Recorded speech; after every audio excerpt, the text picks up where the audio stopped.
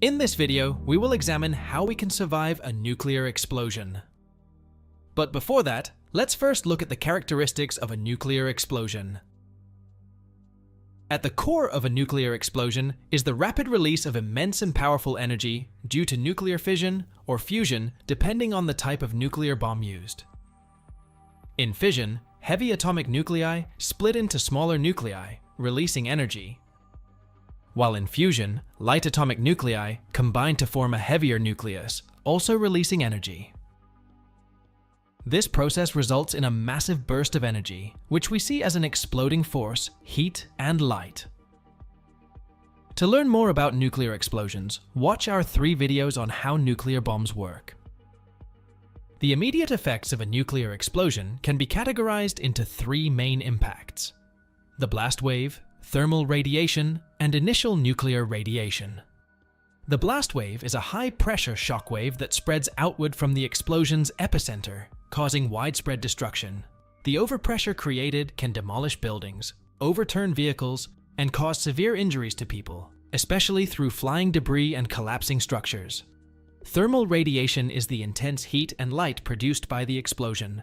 It can cause immediate fires over a wide area and result in severe burns to individuals without protection. 1 second you're laughing, and the next second you're burning. It happens that fast. The intensity of thermal radiation diminishes with distance from the explosion's epicenter, but can still cause significant damage and casualties. Within the first minute of the explosion, there's a release of nuclear radiation. This radiation, consisting of gamma rays, neutrons, and ionizing radiation particles, can cause radiation sickness in people exposed without adequate protection. One of the most severe aspects of a nuclear explosion is the radioactive fallout that follows. Fallout consists of radioactive particles that are sucked up into the mushroom cloud and eventually fall back down, causing contamination over a wide area from 15 to 30 kilometers. Now, the big question: can you survive if you are at ground zero or even close to it? Well, it's possible, but the chances are very slim.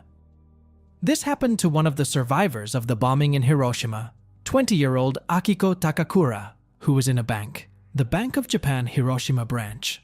This bank was just 380 meters from the epicenter. This is very close. She was doing her morning routine, dusting the desks on the first floor when the little boy bomb was dropped by America. All she remembers is suddenly seeing a very bright flash. When she woke up, she was burnt and the surroundings were chaotic. It was a miracle she survived the certain doom despite over 100 wounds on her back. But unfortunately, her colleagues and those on the upper floors perished. We see that the bank still stands amidst the ruins left by the nuclear explosion. According to researchers, the Hiroshima bank didn't collapse because it was built with steel-framed reinforced concrete. It was really well built. There's also a good chance of surviving if you are in underground parking garages, subway tunnels, or anywhere underground.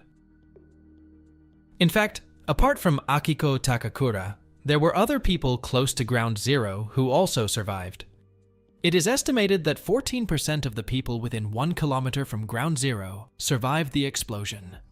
One person survived at a distance of only 170 meters, protected in a building's basement while looking for documents. Among other survivors were 10 people in a streetcar 750 meters from ground zero.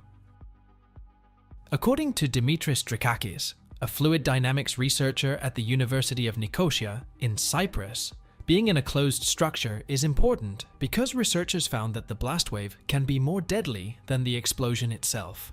The blast wave is especially dangerous if a person is near a door or window or in a corridor or opening to a room. The wind's force can truly throw people or any objects inside. It's like a typhoon unleashed inside a building. If you're wondering if you can mimic what Indiana Jones did in the Kingdom of the Crystal Skull, surviving a nuclear blast by hiding inside a fridge, Drakakis says it might be possible. However, it's also possible that the fridge's ejection could lead to certain death for those inside. But if you really want to survive, even if you are at the hypocenter, you should build a nuclear bomb shelter like this one. It can be simple like this to save money, or more elaborate, but certainly more expensive. If there's no bomb shelter, you can still survive by hiding in a structure that shields you from the incoming blast wave, because it reduces its impact. But the problem is you only have about 10 seconds to hide after the initial detonation before the blast wave arrives. We can't be sure that we'll survive, but if we do survive the initial explosion, we're still not completely safe, so we need to remember the following. Maintain a well-stocked emergency kit that includes non-perishable food, water, a first aid kit, flashlight, battery-powered or hand-crank radio, extra batteries, and personal hygiene items. In addition, having potassium iodide tablets can help protect the thyroid gland from radioactive iodine, a common byproduct of nuclear fallout. Create a communication plan with family members to know how to connect and where to meet if separated, especially since communication lines like phones or the internet are likely to be disrupted. Now, if your government has the ability to detect and warn of an incoming nuclear warhead, remember the following. Get inside, stay tuned. Find a sturdy and well-protected shelter like a basement, underground parking, subway, or the innermost part of a building away from windows. If you survive the initial nuclear explosion and it's safe to leave the shelter, immediately perform decontamination. Remove and wrap contaminated clothing and shower with soap and water to reduce radiation effects. Avoid using conditioner, as radioactive material will stick to it. Also, cover wounds to prevent radioactive material from entering. Eat and drink food inside a building. Food in sealed containers outside is safe as long as you wipe the container with a wet towel or cloth before use. Unsealed food from outside may be contaminated with radioactive material. Do not eat food from your garden or food or drinks that are outside and uncovered until authorities say it's safe. Remember these strategies because you might survive the explosion, but if you don't know what to do afterward, you might still perish from illnesses that can be caused by radioactive materials. But it would be better if we didn't have to do all these steps in the future. Let's hope that countries remain friendly with each other and refrain from using their nuclear weapons. What about you? What's your plan to survive a nuclear explosion?